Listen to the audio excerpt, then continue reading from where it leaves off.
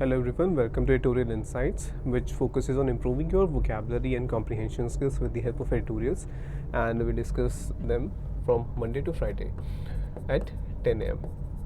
Okay आज थोड़ा सा आपको कोऑपरेट करना होगा कि मेरी वॉल्यूम इतनी लाउड नहीं होगी, बट होपफुली नेक्स्ट सेशन से जो है हम वापस अपने जो नॉर्मल वॉल्यूम पे है वहाँ आ जाएंगे। चलो, सो बैंकिंग वीडियो कोर्स आप परचेज़ कर सकते हैं, वो भी सब्जेक्ट वाइज। आपको कूपन कोड यूज़ कर सकते हैं PM10, और ये कोर्सेज प्रीलिम्स से मेंस तक इजी से डिफ़िकल्ट लेवल क्वेश्चन कवर करते हैं, कॉम्प्रिहेंसिव कोर्सेज हैं, और आप ये 10% डिस्काउंट अभी अवेल कर सकते हैं PM की वेबसाइट पे। ओके, तो आज हम डिस्कस करेंगे दो एडिटोरियल्स। एक है एनाक्रोनिज्म, ये फोकस करता है जो कॉमनवेल्थ गेम्स हैं उन पे। तो कॉमनवेल्थ कंट्रीज़ कौन सी होती हैं?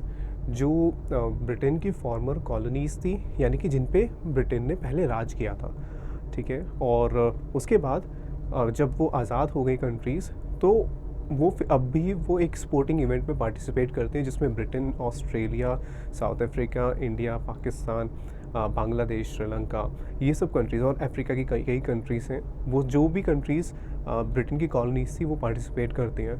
तो कॉमनवेल्थ गेम्स में अब यही कंट्रीज़ जो है, इन्हीं में से ही कुछ कंट्रीज़ इनको गेम्स को ऑर्गेनाइज भी करती हैं। तो जो 2026 के कॉमनवेल्थ गेम्स थे वो ऑर्गेनाइज होने थे ऑस्ट्रेलिया में, और उसी को लेकर ये एडिटोरियल है, ठीक है। तो इसको आप एक बार रीड कर लीजिए, फिर हम डिस्कस करते हैं। Okay,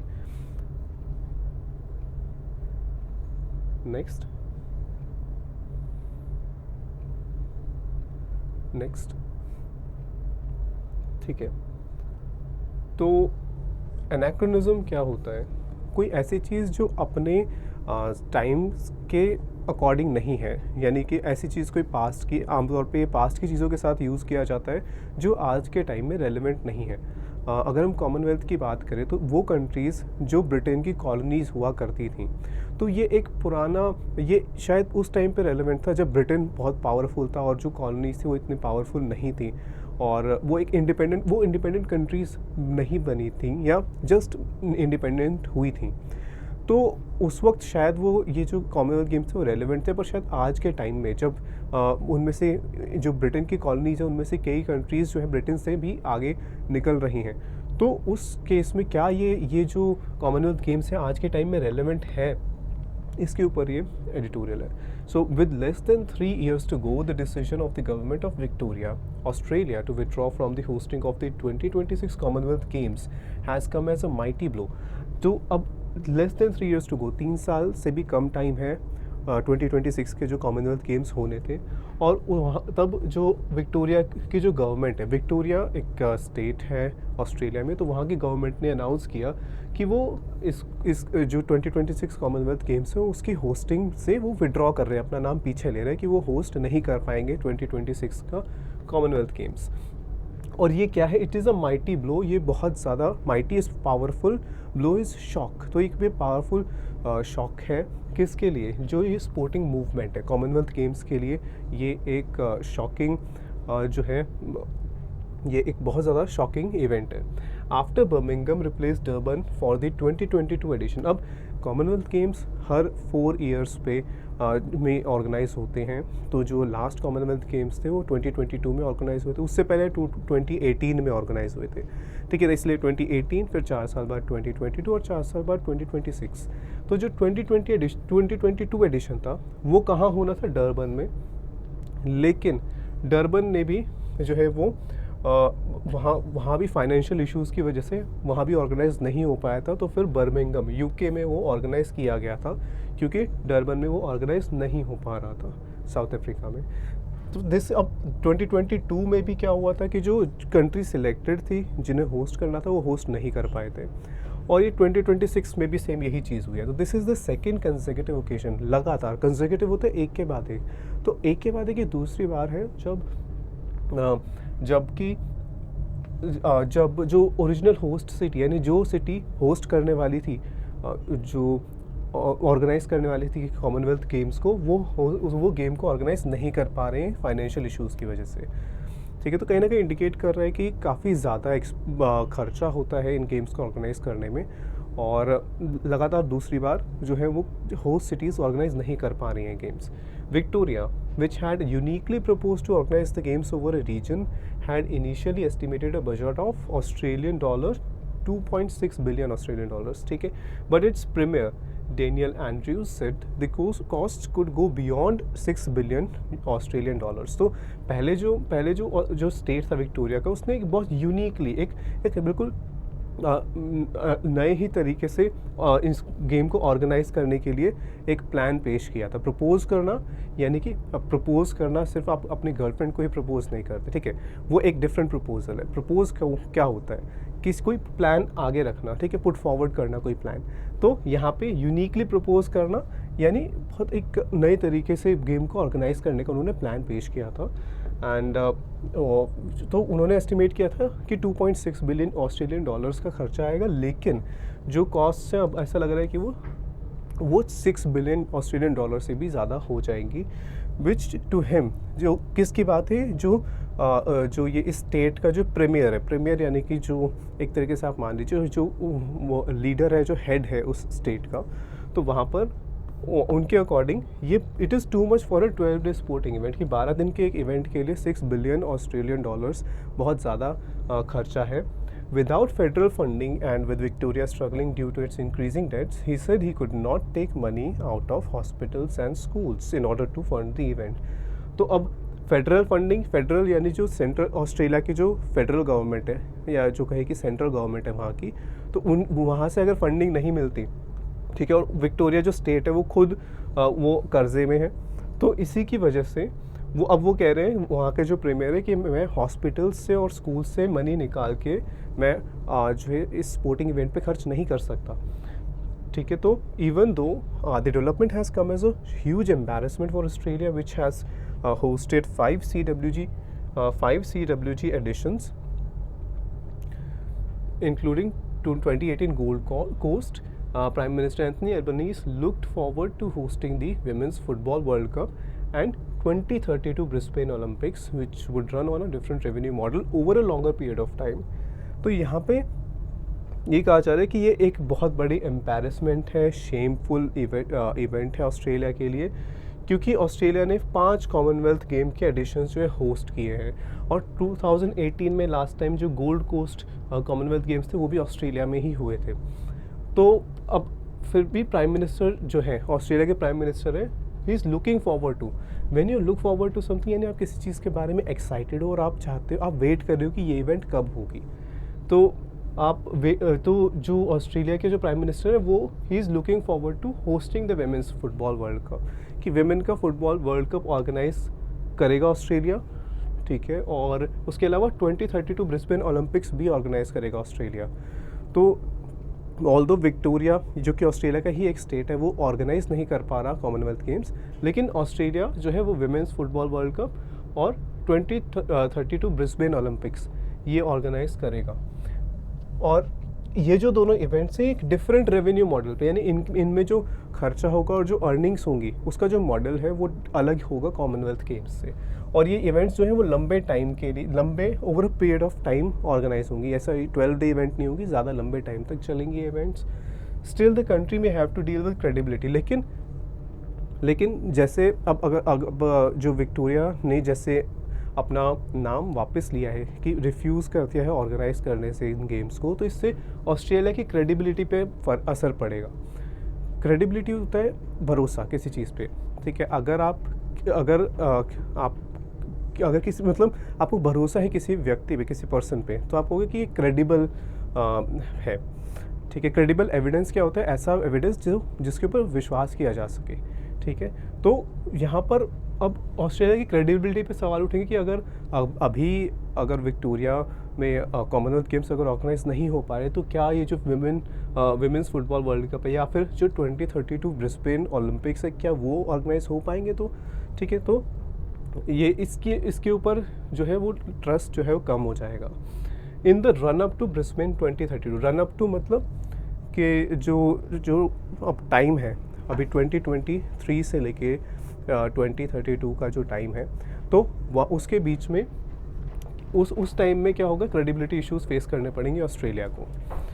According to the Commonwealth Games Federation, which was given only an 8 hours notice, the decision to add more sports and changed plans for venues added considerable expenses.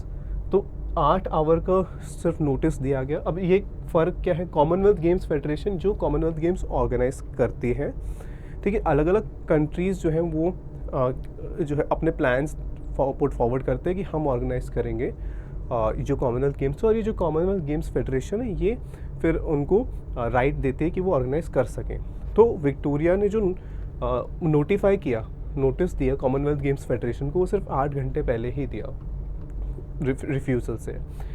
और ये कहा जा रहा है कि जो ज़्यादा नए स्पोर्ट्स ऐड किए गए, प्लान्स चेंज किए गए वेन्यूज़ के, कि कहाँ वेन्यू क्या होता है जहाँ पर वो स्पोर्ट्स होंगे, तो उसकी वजह से जो खर्चा था वो काफ़ी ज़्यादा बढ़ गया. कंसिडरेबल, बहुत ज़्यादा अमाउंट में कोई चीज़ होती है तो उसको हम कहते हैं कंसिडरेबल है, और एक्सपेंस कंसिडरेबल यानी कि काफ़ी ज़्यादा खर्चा है. ठीक है, तो Commonwealth Games Australia chief executive Craig Phillips said that the cost overrun was a gross exaggeration. तो जो कॉमनवेल्थ गेम्स ऑस्ट्रेलिया यानी कि ये कॉमनवेल्थ गेम्स फेडरेशन इंटरनेशनली है जिसमें हर एक कंट्री का कोई रिप्रेजेंटेटिव होगा. तो जो कॉमनवेल्थ गेम्स फेडरेशन उसमें जो ऑस्ट्रेलिया के रिप्रेजेंटेटिव हैं उन्होंने क्या कहा कि जो कॉस्ट ओवररन है, टाइम ओवररन होता है, कॉस्ट ओवररन होता है. टाइम ओवररन यानी कि जितना आपने सोचा था उससे ज़्यादा टाइम लग गया. कॉस्ट ओवररन जितना आपने सोचा था उससे ज़्यादा खर्चा हो गया. तो ये जो कॉस्ट ओवररन की बात हो रही है कि जो एस्टिमेशन से ज़्यादा खर्च हो रहा है जो ऑर्गेनाइज करने में, वो एक ग्रॉस एग्जैजरेशन यानी कि बड़ा चढ़ा के बताया जा रहा है कि 6 बिलियन ऑस्ट्रेलियन डॉलर खर्च हो जाएंगे. ज़्यादा ही जो है एग्जैजरेट किया गया है. While Victoria's leader of opposition John Pesuto term the cancellation a massive humiliation. और जो अब जो आप जैसे जानते हो कि कोई जो पावर में है पर्सन, अभी हमने यहाँ पे बात की थी, किनकी बात की थी, डेनियल एंड्रयूज़, तो ये पावर में है विक्टोरिया में. तो जो ऑपोजिशन लीडर ऑफ ऑपोजिशन होगा वो इनके अगेंस्ट कहेंगे. तो यहाँ पर जो लीडर ऑफ ऑपोजिशन का जो ओपिनियन है, जॉन पेसुटो, इनका ओपिनियन ये है कि ये एक ह्यूमिलिएशन है. क्या ह्यूमिलिएशन है कि विक्टोरिया जो है वो गेम्स को ऑर्गेनाइज करने से मना कर रहा है. ठीक है, तो जो विक्टोरिया में जो पावर में है, जो प्रीमियर है वहाँ के, उन्होंने कहा कि हम ऑर्गेनाइज नहीं कर सकते, बहुत ज़्यादा खर्चा है. लेकिन ये जो दो लोग हैं, क्रेग फिलिप्स जो ऑस्ट्रेलिया में कॉमनवेल्थ गेम्स के जो चीफ एग्जीक्यूटिव है, और उसके अलावा जो विक्टोरिया स्टेट के लीडर ऑफ ऑपोजिशन है, उनका ओपिनियन ये है कि ये एक तो कि खर्चे को बहुत ज़्यादा बढ़ा चढ़ा के बताया जा रहा है, दूसरा कि ऑस्ट्रेलिया के लिए या विक्टोरिया के लिए ये ह्यूमिलिएशन है. Humiliation is a huge embarrassment, बहुत ज़्यादा शेमफुल सिचुएशन है. The development has put a question mark over the future of big ticket multi-sport events because of the staggering financial burden involved in the hosting. अब इस development मतलब ये जो event हुआ कि जब विक्टोरिया ने मना कर दिया ऑर्गेनाइज करने से, तो इससे एक सवाल खड़ा होता है. It has put a question mark over big ticket events, यानी जो बहुत ज़्यादा खर्चा होता है जिन स्पोर्टिंग इवेंट्स को ऑर्गेनाइज करने में, जैसे कॉमनवेल्थ गेम्स हैं, ओलंपिक्स हैं.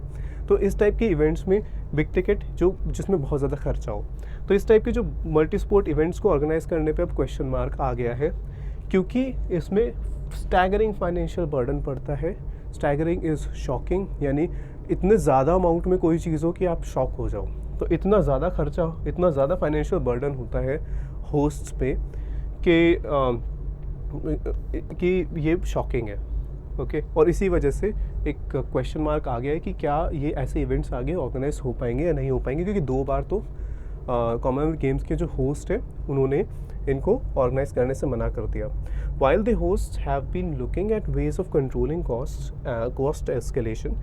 हालांकि जो होस्ट है वो कोशिश कर रहे हैं कि ऐसे तरीके ढूंढें जिससे जो कॉस्ट एस्केलेशन है, एस्केलेशन इंक्रीज, तो जो खर्चे बढ़ रहे हैं उनको कम किया जा सके. लेकिन फिर भी क्या हो रहा है, अब कंट्रास्टिंग स्टेटमेंट होगी, वाइल क्लॉज था यहाँ तक. तो the rising expenses have made conduct of such games virtually a privilege for bigger economies.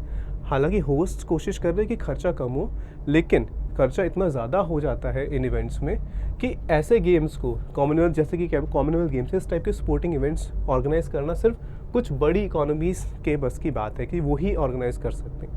अब यहाँ पर कंडक्ट यानी कि ऑर्गेनाइज करना, किसी मैनेज करना इस टाइप के गेम्स को, ठीक है। और प्रिविलेज होता है, एक तो होता है राइट किसी पर्सन का, या कोई बर्थ कोई एडवांटेज हो किसी के पास, एक तो वो प्रिविलेज होता है। दूसरा प्रिविलेज होता है कि कोई बहुत ज़्यादा जो सम्मान की बात होती है, ठीक है, या फिर किसी की एबिलिटी होती है इस तरह के कोई इवेंट करने की। तो यहाँ पर बात हो रही है कि ये इतने बड़े जो इवेंट्स है उसको ऑर्गेनाइज़ करना सिर्फ बिगर इकोनॉमीज़ की ही जो है एबिलिटी है इसको ऑर्गेनाइज़ करना। तो ये सिर्फ इन्हीं का प्रिविलेज है, बाकी कंट्रीज़ नहीं ऑर्गेनाइज़ कर सकती। That only 5 countries have staged 18 out of 22 editions of the CWG। अब जो है कि सिर्फ 5 कंट्रीज़ ने ही मिलके, जितने भी जो कॉमनवेल्थ कंट्रीज़ हैं, तो 22 अभी तक कॉमनवेल्थ गेम एडिशंस हुए, उसमें से सिर्फ 18, उनमें से 18 यानी 4 छोड़ दूँ तो सिर्फ 18 जो है वो सिर्फ 5 कंट्रीज़ ने ही ऑर्गेनाइज़ किए हैं कॉमनवेल्थ गेम्स। तो ये पता चलता है कि सिर्फ बिगर इकोनॉमीज ही ऑर्गेनाइज कर पाती हैं ऐसे events, which began as the British Empire Games 1930। ठीक है, तो जब कॉमनवेल्थ गेम्स शुरू हुए थे तो उनका नाम था ब्रिटिश एम्पायर गेम्स, 1930 में स्टार्ट हुए थे, और 22 एडिशंस में से 18 सिर्फ 5 कंट्रीज़ ने ही ऑर्गेनाइज किए हैं। और कोई भी अफ्रीकन कंट्री ने आज तक होस्टेड द ओलंपिक, किसी भी अफ्रीकन कंट्री ने आज तक ओलंपिक जो है ऑर्गेनाइज नहीं किया है। तो इस टाइप के जो इवेंट्स होते हैं ये काफ़ी ज़्यादा एक्सपेंसिव होते हैं।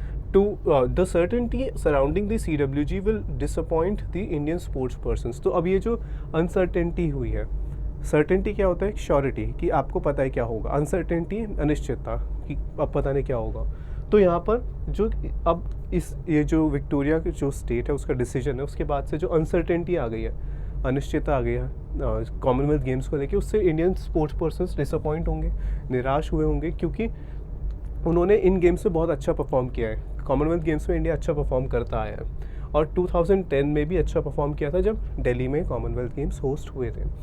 Thousands of athletes from 72 Commonwealth nations and territories will hope that the CGF succeeds in the onerous task of finding an alternative host। तो जो हज़ारों एथलीट्स हैं कॉमनवेल्थ कंट्रीज़ के, वो उम्मीद कर रहे होंगे कि जो कॉमनवेल्थ गेम फेडरेशन है वो कोई और होस्ट ढूंढ ले, यानी कोई और कंट्री या कोई और सिटी कॉमनवेल्थ गेम्स को ऑर्गेनाइज करने के लिए तैयार हो जाए 2026 में। तो अब आप ये देखो कि 72 कॉमनवेल्थ नेशंस हैं, उनमें से सिर्फ 5 कंट्रीज़ ने ही ऑर्गेनाइज किए हैं 18 एडिशंस 22 में से। ठीक है, अच्छा, ऑनरस टास्क क्या होता है? ऐसा टास्क जिसको करने में बहुत मेहनत लगे, बहुत मुश्किल होगा। तो ये जो टास्क है एक नया होस्ट ढूंढना, ये काफ़ी डिफ़िकल्ट होगा। Okay, but questions will continue to be asked on the need for what many might consider an anachronistic event. अभी हमने देखा था एनाक्रोनिज्म क्या होता है, कोई ऐसी चीज़ या कोई ऐसी इवेंट या पर्सन जो अपने टाइम से ज़्यादा, मतलब अपने टाइम से रेलेवेंट नहीं है, यानी आज वो कोई चीज़ एग्जिस्ट करती है लेकिन वो आज के टाइम में रेलेवेंट नहीं है, वो पास्ट में शायद रेलेवेंट थी। तो लोग ये अब यहाँ पे सवाल उठाए जाएंगे, क्वेश्चंस पूछे जाएंगे कि इस टाइप के गेम्स की क्या ज़रूरत है। ये जो इवेंट है ये एनाक्रोनिस्टिक है, यानी कि पहले जब 1930s में स्टार्ट हुआ था तो उस टाइम पे जो ये कंट्रीज़ थे ये काफ़ी ब्रिटेन की कॉलोनीज़ थे। ठीक है, तो उस टाइम पे शायद ये रेलेवेंट था, पर आज की डेट में शायद ये रेलेवेंट नहीं है। Coming together of Nations on the basis of shared colonial history and not geography. तो ये जो इवेंट था वो क्यों शुरू हुआ? क्योंकि वो कंट्रीज़ जो कि शेयर करती कॉलोनियल हिस्ट्री की, उन सब का जो कॉलोनाइजिंग पावर थी वो एक थी ब्रिटेन। ठीक है, तो यही चीज़ है जो इन कंट्रीज़ को होल्ड करती है साथ में कॉमनवेल्थ गेम्स में पार्टिसिपेट करने के लिए। तो इसको कंसिडर किया जा रहा है कि शायद ये आज के टाइम में रेलेवेंट है ही नहीं।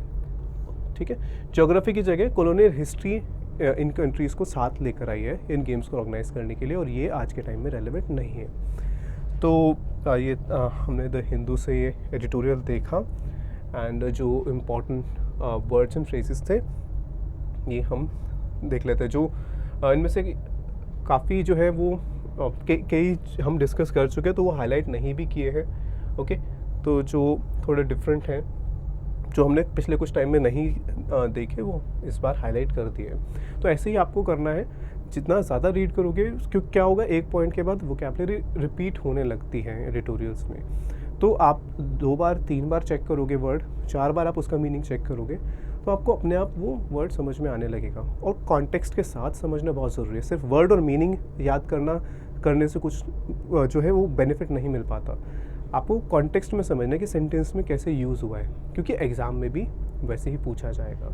ठीक है, तो चलो नेक्स्ट एडिटोरियल हम देखते हैं जो है वॉर ऑन ड्रग्स।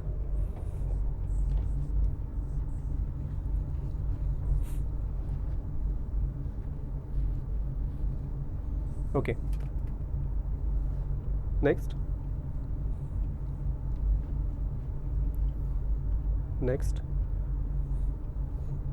ठीक है, चलो तो ठीक है। सो वॉर ऑन ड्रग्स, ड्रग्स के खिलाफ लड़ाई।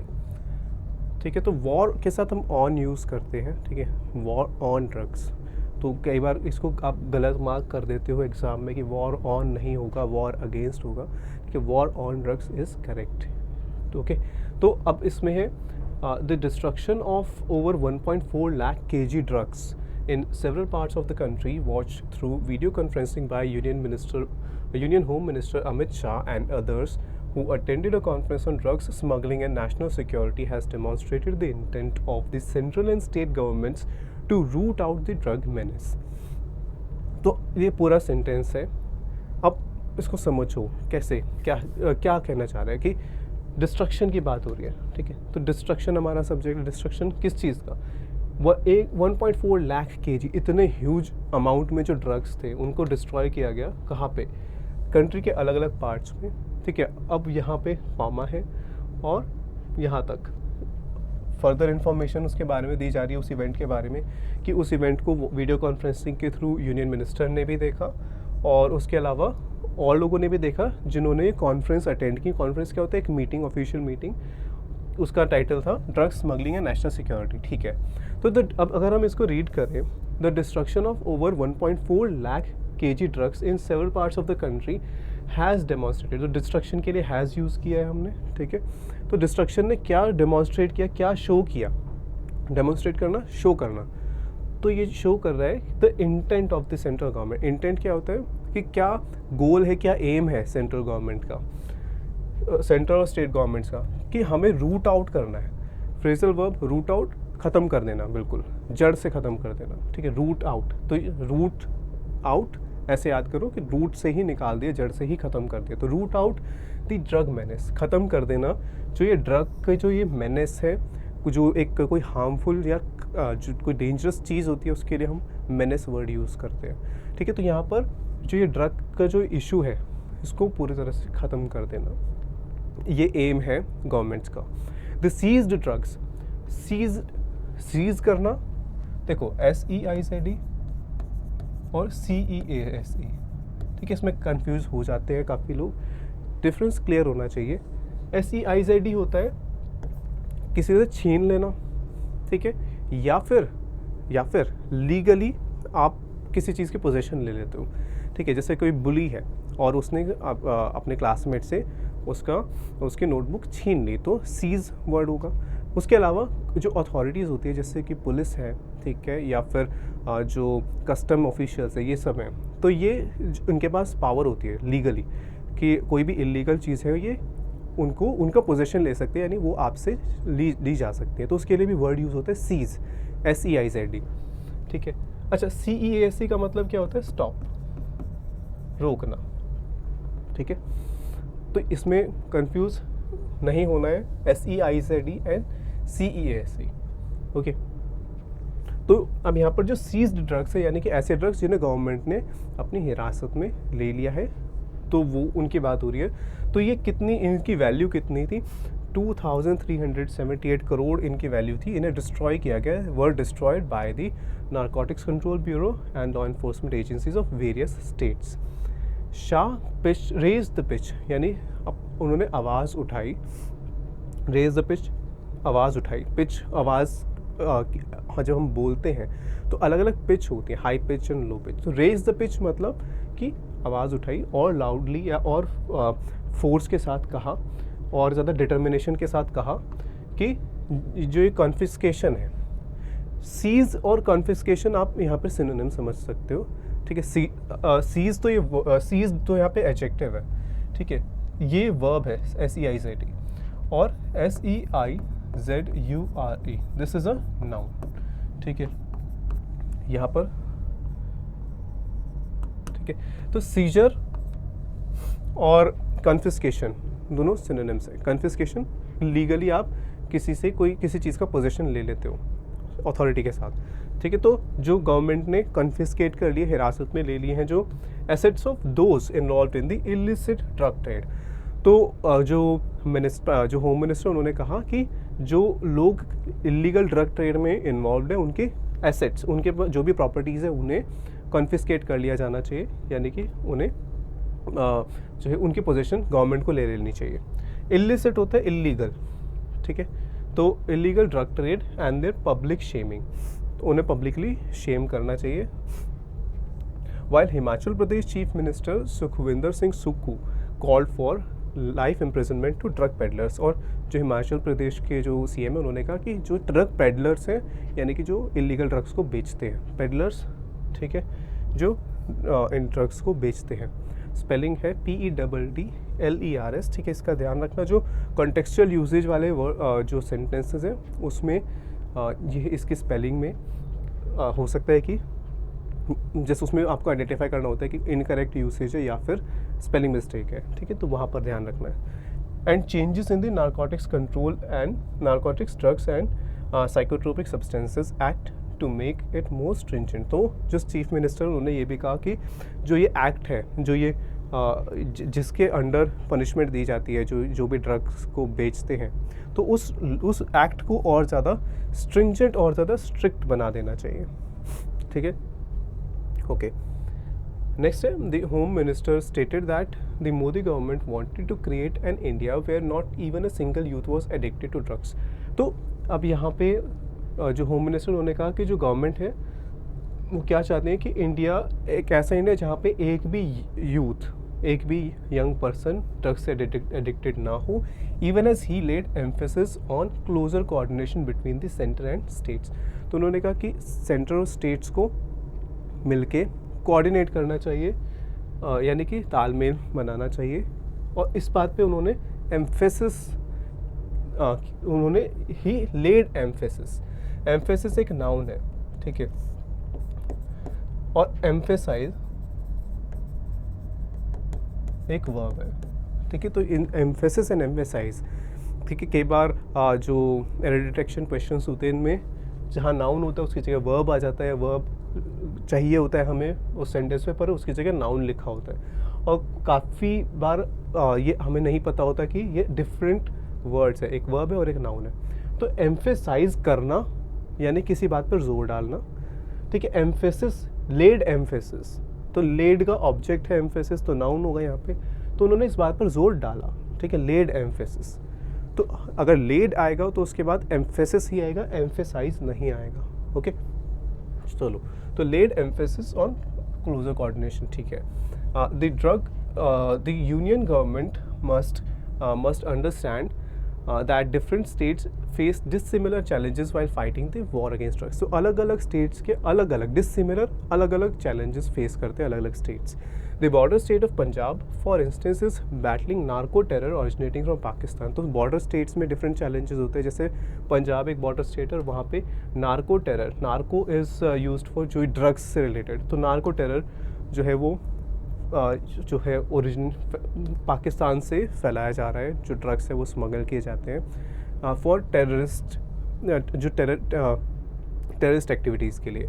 चीफ मिनिस्टर भगवंत मान हैज़ अर्ज, तो जो पंजाब के चीफ मिनिस्टर उन्होंने ये अर्ज किया है सेंटर से, अर्ज रिक्वेस्ट करना, स्ट्रांगली रिक्वेस्ट करना किसी से, तो उन्होंने सेंटर से रिक्वेस्ट किया है स्ट्रांगली कि जो रजिस्ट्रेशन ऑफ ड्रोन्स, जो ड्रोन्स का रजिस्ट्रेशन है उसे कंपल्सरी बना दिया जाए, ठीक है। कोई किसी के पास भी अगर कोई भी ड्रोन परचेज़ करता है तो उसको रजिस्टर करवाना ज़रूरी हो। जैसे व्हीकल्स, कोई भी आप कार बाइक खरीदते हैं तो उसको रजिस्टर करवाना पड़ता है, आप किसी के नाम पर रजिस्टर्ड होता है, ऐसे ही ड्रोन्स का भी रजिस्ट्रेशन होना चाहिए।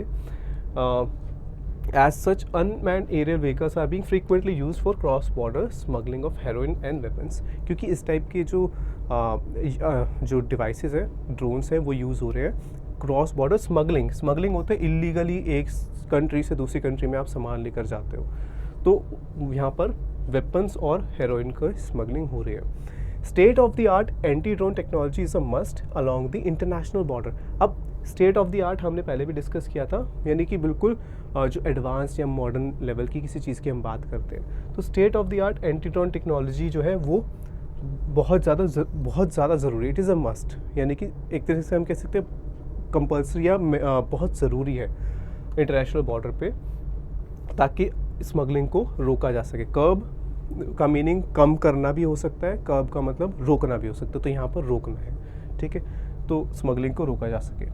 The centre should also ensure an uninterrupted flow. Uninterrupted का मतलब क्या होता है?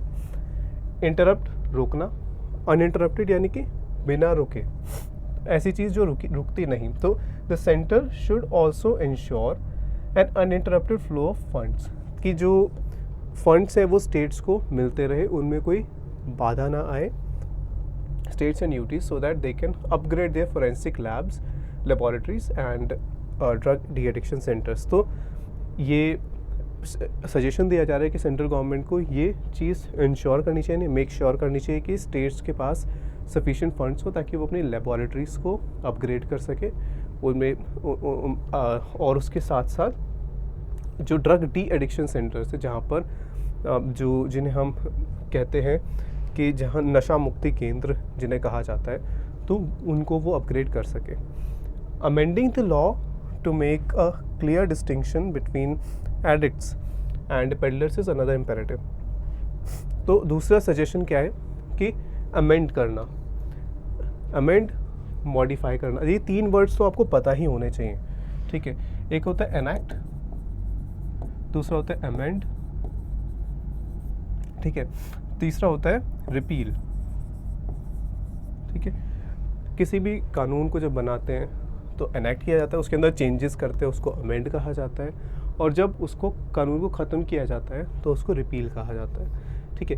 तो ये वर्ड्स आपको पता होने चाहिए, क्योंकि जब यूजुअली जो है न्यूज़पेपर्स में आप आर्टिकल्स में देखोगे किसी ना किसी लॉ की बात होती है, कोई लॉ बन रहा होता है, कोई ख़त्म किया जा रहा होता है, किसी में चेंजेस किए जा रहे होते हैं, तो ये आपको मीनिंग इन तीनों के पता होने चाहिए। तो अमेंडिंग द लॉ यानी कि लॉ के अंदर चेंजेस करना, टू मेक, ताकि एक डिस्टिंक्शन, एक डिफरेंस, क्लियर डिफरेंस बताया जा सके एडिक्ट्स के बीच में और पेडलर्स के बीच में। तो ये एक इम्पेरेटिव है, ये नेसेसिटी है, ये होना ही चाहिए, ठीक है। It is extremely important, okay. Another among the peddlers the big fish must be targeted on priority. तो जो पेडलर्स में से भी एक तो फोकस हमारा होना चाहिए कि जो ये लॉ है उसमें पहले तो एडिक्ट्स और पेडलर्स में डिफ्रेंशिएट किया जाए, पेडलर्स के ऊपर स्ट्रिक्ट एक्शन होना चाहिए, और जो एडिक्ट्स है उनको डी एडिक्शन सेंटर में उनका जो है ट्रीटमेंट होना चाहिए। लेकिन जो पेडलर्स हैं उनमें भी जब एक्शन लेना, तो जो बिग फिश हैं यानी कि जो लार्ज जो बड़े पेडलर्स हैं उनको पहले टारगेट किया जाना चाहिए, उनके ऊपर पहले एक्शन होना चाहिए, ठीक है। प्रायोरिटी क्या होता है? सबसे पहले आप जिस काम को करते हो बाकी उससे पहले वो प्रायोरिटी है। So it's worrying that the international drug cartels continue to be active despite the huge seizures. ये चिंता की बात है कि इतने बड़े अमाउंट में ड्रग्स जो है वो सीज़ किए गए, यानी कि अथॉरिटीज़ ने वो उनका पोजेशन ले लिया।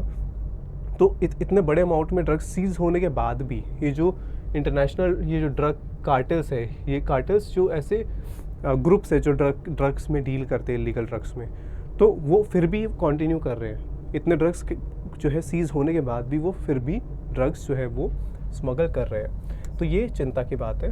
Breaking the supply chain is a prerequisite. तो अब प्री रिक्विजिट होता है कोई चीज़ जो पहले करनी ज़रूरी है, तभी दूसरी चीज़ होगी। तो अगर हमें अपने एंटी ड्रग मिशन को सक्सेसफुल बनाना है तो उसके लिए पहले सबसे ज़रूरी क्या करना होगा? सप्लाई चेन को तोड़ना होगा, ब्रेक करना होगा सप्लाई चेन को, तभी हमारा जो एंटी ड्रग मिशन है वो सक्सेसफुल हो पाएगा। अच्छा, एम्बिशियस क्या होता है? क्या आप एम्बिशियस हो, यानी आप सक्सेसफुल होना चाहते हैं, एक स्ट्रॉन्ग डिज़ायर है सक्सेसफुल होने की, ठीक है, वो होता है एम्बिशियस। उसके अलावा अगर किसी हम प्लान, किसी लॉ या किसी मिशन की बात करते हैं, उसको हम एम्बिशियस कह रहे हैं, तो हम कहते हैं कि वो चैलेंजिंग है, या कहें कि एक बहुत बड़े लेवल पे कोई चीज़ हो रही है तो हम उसको एम्बिशियस प्लान कह सकते हैं, एम्बिशियस मिशन कह सकते हैं। तो ये जो एंटी ड्रग मिशन है ये बहुत बड़े लेवल पे हो रहा है। और अगर इसे सक्सीड होना है तो हमें सप्लाई चेन को रोकना होगा, तभी सक्सेस हमें मिलेगी। तो ये द ट्रिब्यून का एडिटोरियल था जो हमने अभी डिस्कस किया, जो इम्पॉर्टेंट वर्ड्स एंड फ्रेजेस हैं, ठीक है। And so I hope you liked this session. Please let us know in the comment section. Thank you.